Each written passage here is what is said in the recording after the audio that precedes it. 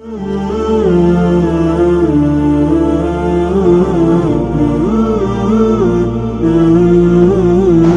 yang wajib zakat.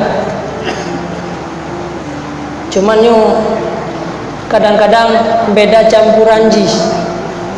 Jadi dalam fatwa para gure-gure dan mandung sudah berfatwa bahwa level 2 manyamnya wajib mengeluarkan zakat.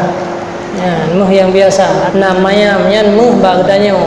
Walaupun pada takalan buku-buku atau karangan uru-uru yang lain kadang-kadang naik rate 77, itu kadang-kadang emas murni. Jadi yang fatwa oleh ulama katanya level 2 mana salah.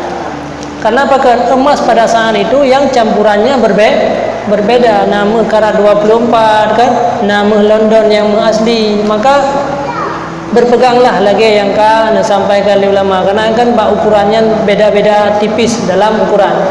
Ya, jadi kalianlah fatwa daripada gure-gure dan awai bahwa wajib zakat pada katru level 2 manya atau sikurung 6 gram meh katanya uroyo. Walaupun na fatwa dari Malaysia yang pegah 77, na fatwa dari yang lain yang pegah sekian, itu beda di segi campuran emas.